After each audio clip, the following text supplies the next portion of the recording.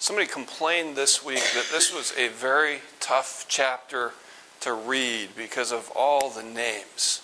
Now, if you actually had read the Bible that this sort of summarizes, you'd have been really frustrated because we barely even touched on all the names. But I'm curious, there were about 40 kings during this period, 20 from Judah and about 20 from Israel. And before that we had Saul, David, and Solomon. So that gets us to about 43. We've had 44 kings or presidents in our country. Can anybody recite the names of all the presidents? Washington? Lincoln, well, that was a bit of a jump there. But this reminds us of the distance, not just in time, but also in culture and in language. Because if these were named Washington and Jefferson and Lincoln and Bush and Obama, and we wouldn't struggle quite as much. But when you have names like Rehoboam and Jeroboam, and if you're like me, I know I'm going to get them mixed up at least once today. We'll call Rehoboam Ray and Jeroboam Jerry, and maybe it will be a lot easier.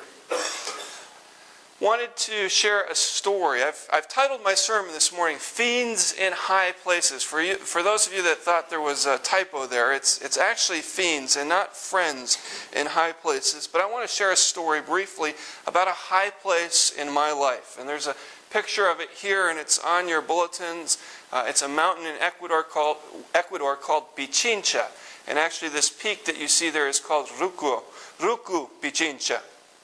Ecuador, Quito, the capital of Ecuador, sits at about 9,300 feet over sea level. And that's where I spent my last 2 years of high school, at a boarding school there. And I can't quite pick it out here on this cityscape.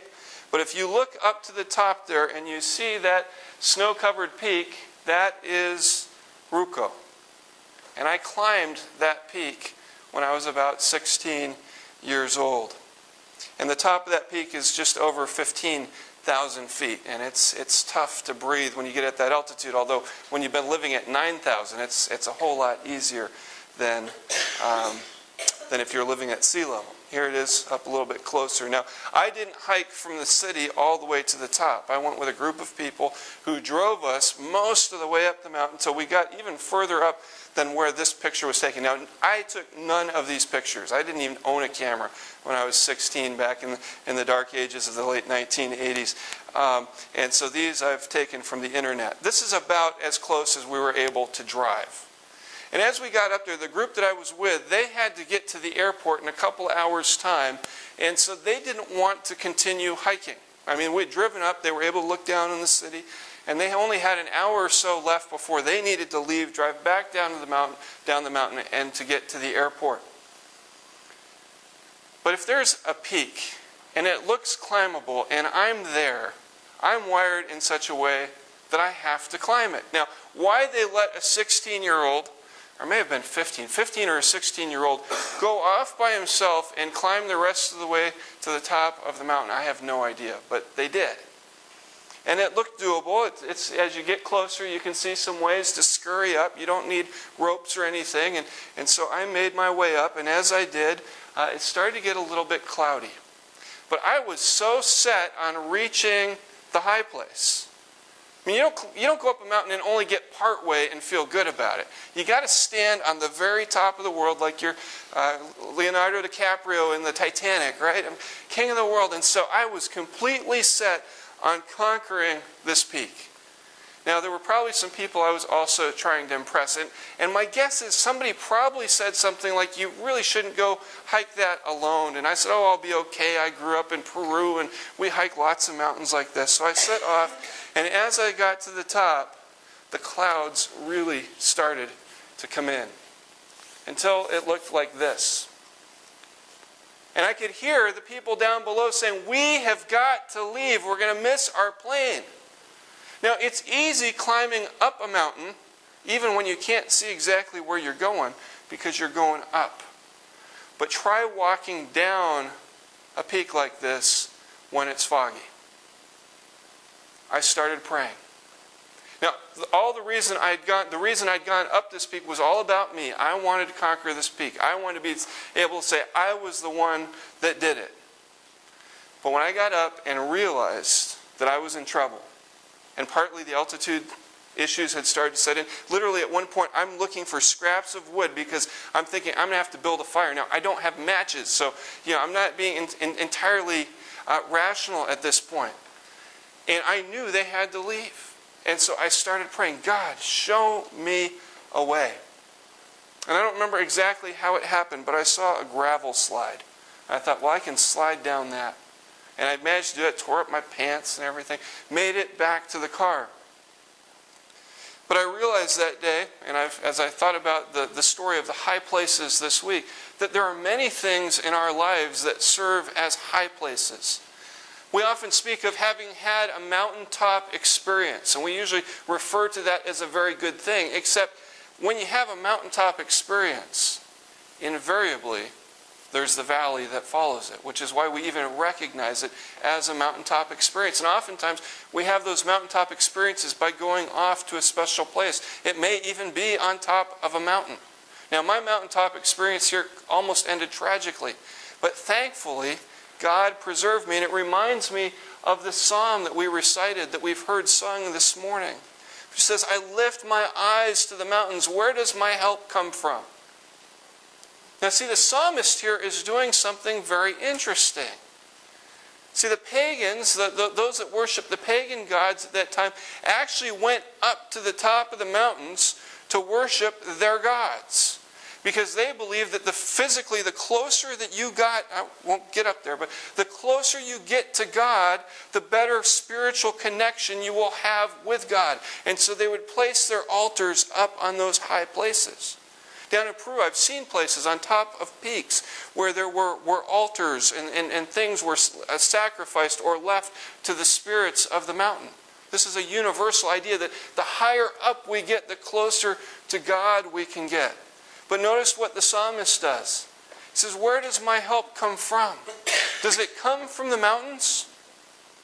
No, it comes from the Lord, the maker of heaven and earth. In other words, my help doesn't come from the mountains. It comes from the one that made the mountains.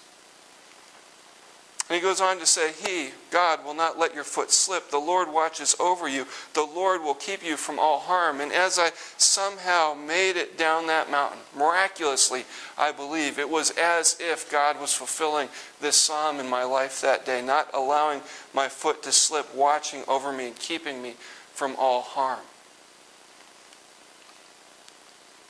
Now, the Israelites worshipped also in high places, and we'll see that here in a moment. But God had asked them to worship by this point in only one place.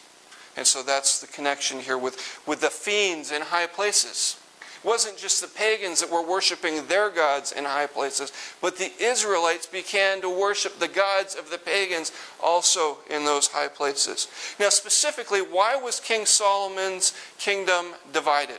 We sort of led up to this last week.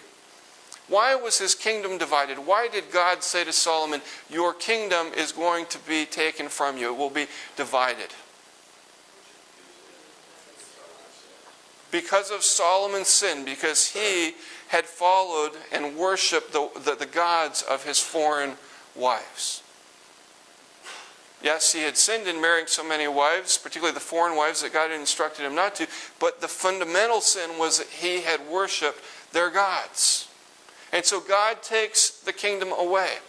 That's part of the upper story here in terms of why the kingdom was divided. Think more now about this week's chapter in the story. What's the lower story reason that the kingdom was divided?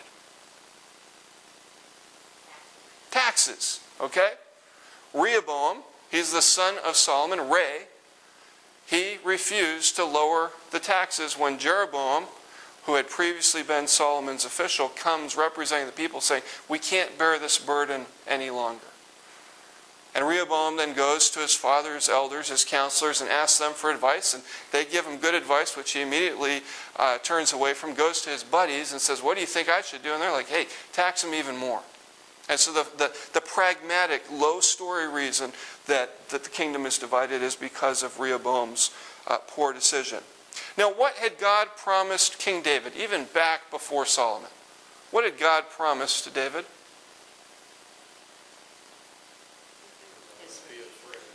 There would always be a thread that one of his descendants would sit upon that throne. And it would reign forever from that throne. Now, how is that promise fulfilled in the short term in the chapter that we read this week?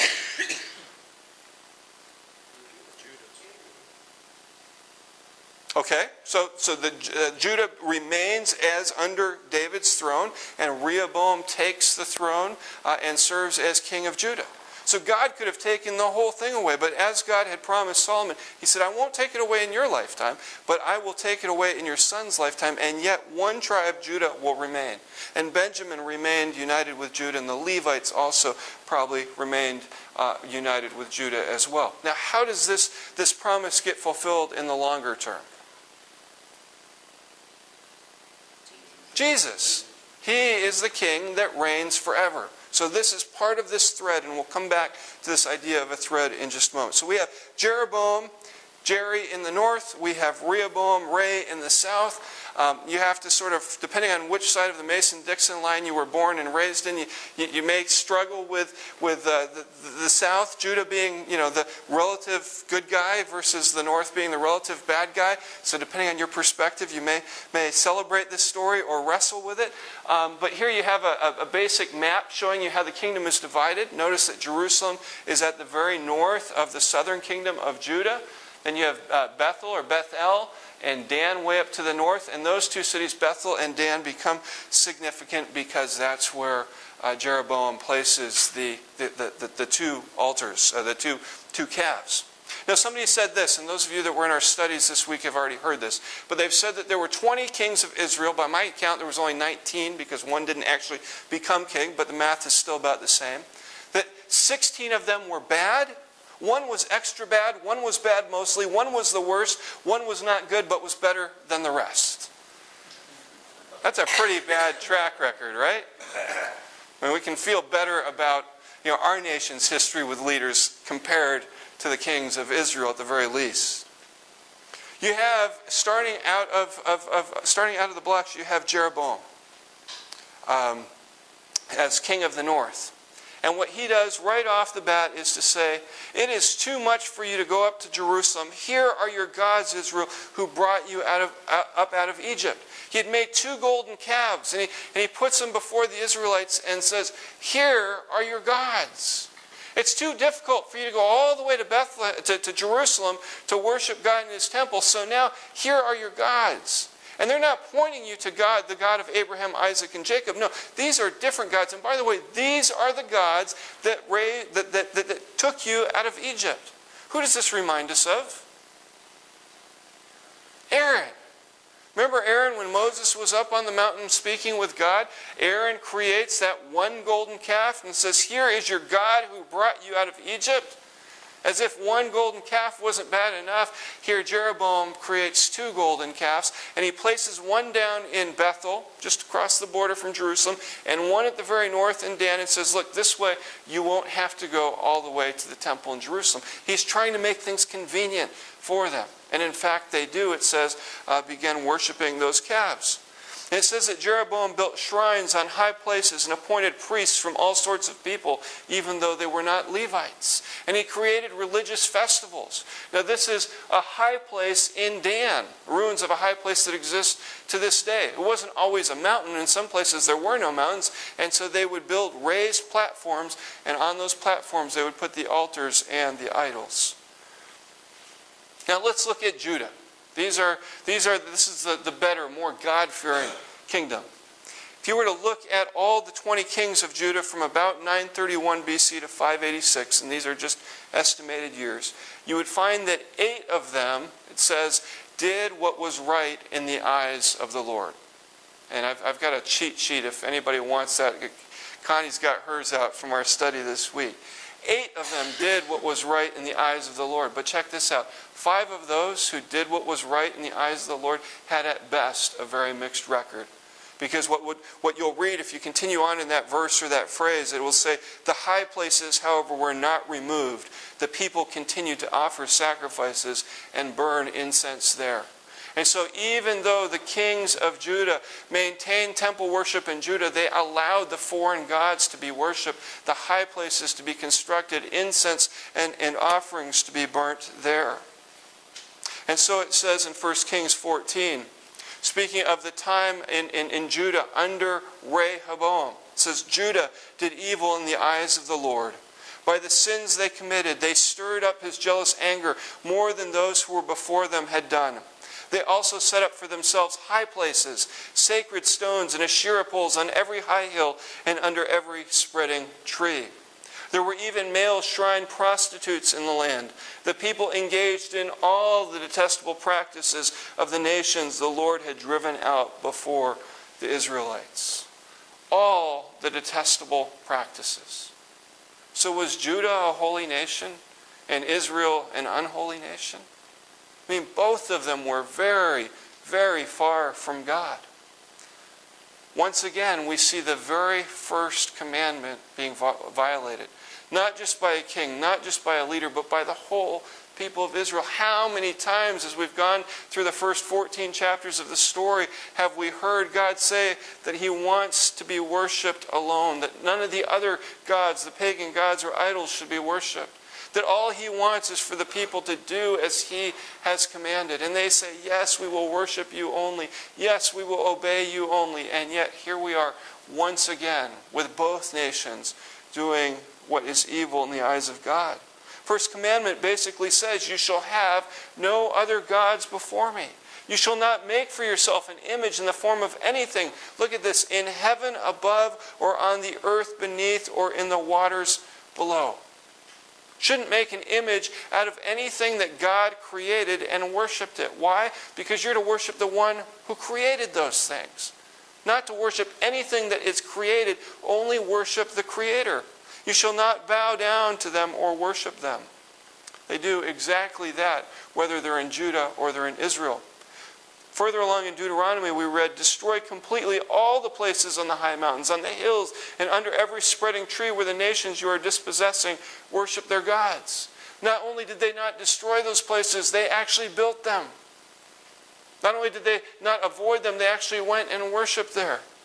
It says in 12:3, break down their altars, smash their sacred stones, and burn their Asherah poles in the fire. Cut down the idols of their gods and wipe out their names from those places. And we see that both Israel and Judah do just the opposite of what they have been commanded. It says you must not worship the Lord your God in their way, but you are to seek the place the Lord your God will choose from among all your tribes to put his name there for his dwelling. To that place you must go. Where was that place? Jerusalem. It was the temple dreamed by David, built by his son Solomon, blessed by God. That was where they were supposed to go. And yet you have Jeroboam in the north erecting these two golden calves because it was too inconvenient for the people to go to that place. Really what he wanted to avoid is them going back to that place and being reconnected with Judah. And listen to this warning that they had received.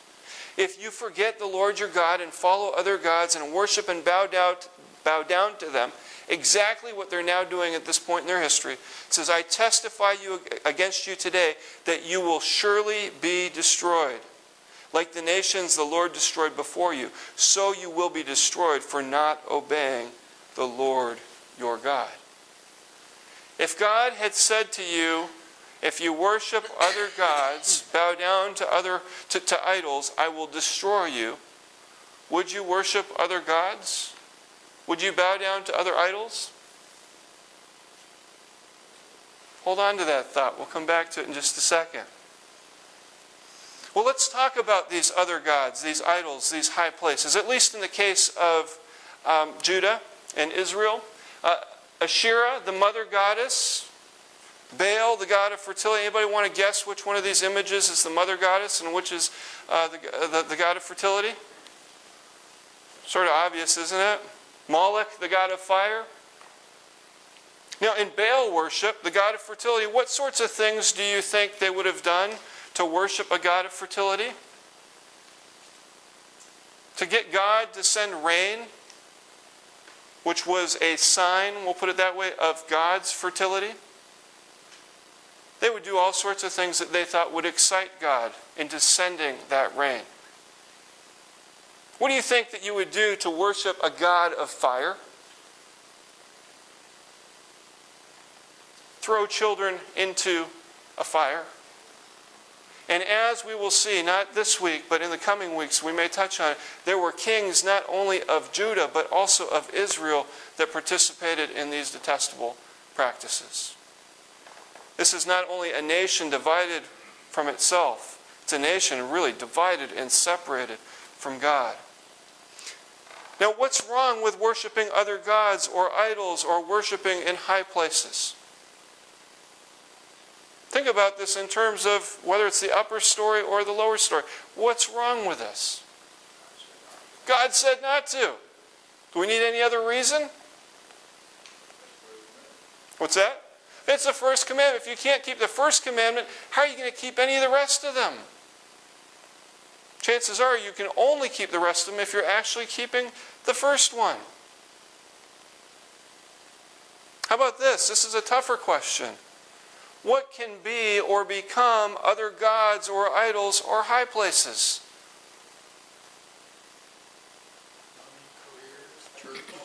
Money, careers, church, athletes, heroes, what else? Possessions. Keep going. Power. Television. I've got a tough, hard one with that one. This feels so comforting. It's so much like my remote control at home. Listen to what Timothy Keller, well-known Presbyterian pastor and author, has written in his book, Counterfeit Gods.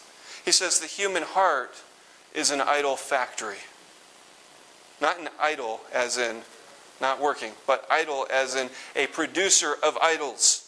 It's an idol factory that takes good things like a successful career, love, material possessions, even family, and turns them into ultimate things. Our hearts deify them as the center of our lives because we think they can give us significance and security, safety and fulfillment if we attain them. Anything, anyone, any place that we value, trust, worship, serve, believe in, give excessive amounts of attention to, anything, any place, anyone that we do that to, in addition to God, instead of God, more than God, any of those things can become idols, can become other gods or high places in our lives. Now you may say, it's sort of unfair to say in addition to, because I can worship God and then I can have these other priorities. What about the kings of Judah? It says they did right in the eyes of the Lord, however, these other things weren't dealt with.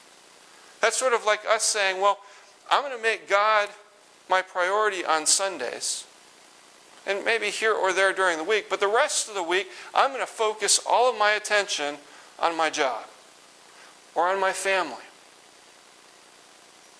Now, I think we're all willing to say that our jobs can become idolatrous. Right? Isn't it possible that a job can become so consuming that we sacrifice other things for our job? How many people have sacrificed time with their families because of their jobs?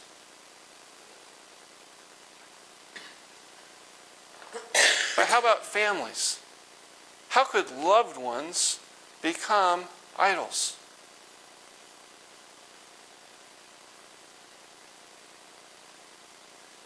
Help me here.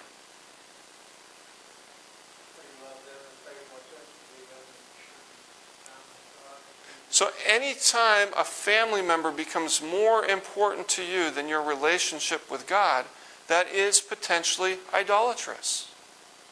Anything, anyone, any place that comes between us and God or that distracts us from God is a potential idol or other God in our life.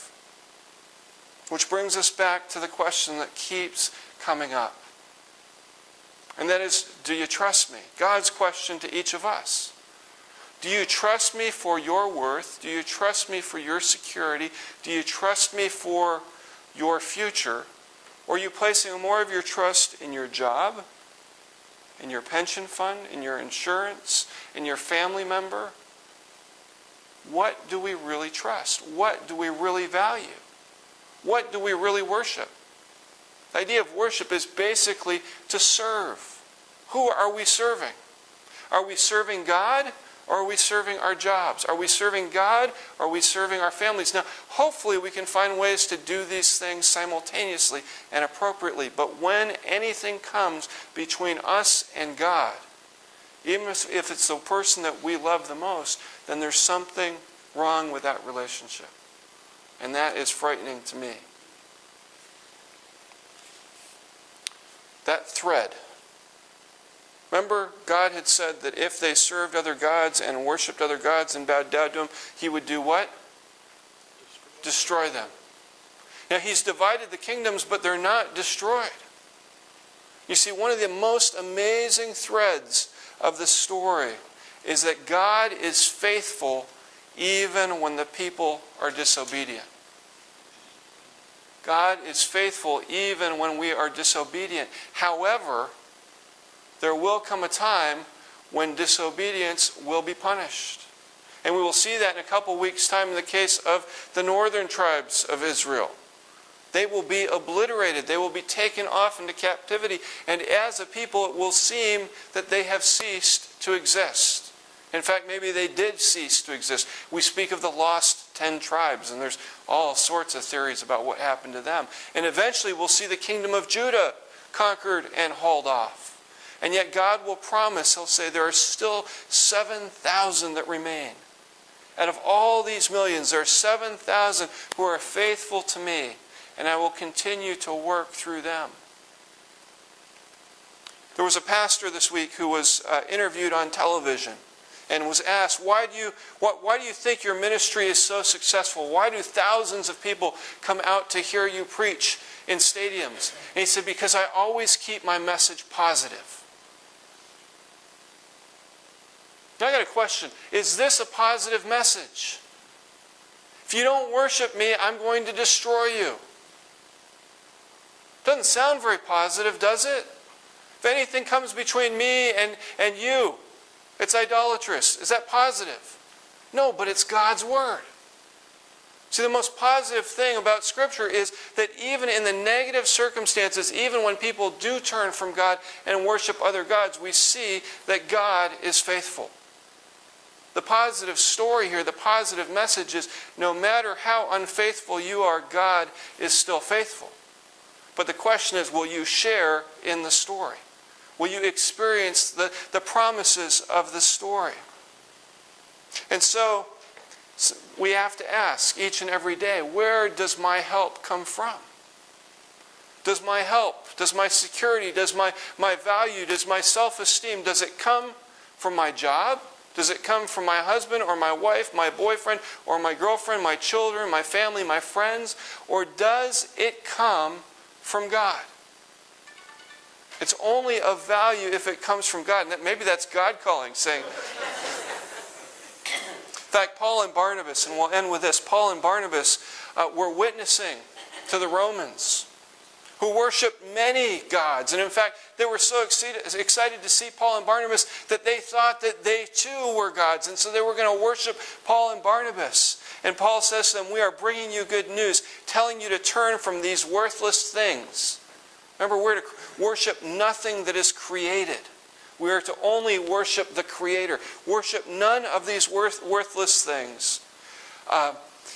To the living God who made, telling you to turn from these worthless things to the living God who made the heavens and the earth and the sea and everything in them. The positive news is that God desires our worship. God desires our trust and complete obedience. And when we give God that, He blesses us and sustains us. And the even better news is that when we fail to be obedient, we can still turn back to God. we can still turn back in faith and obedience and worship. Would you pray with me?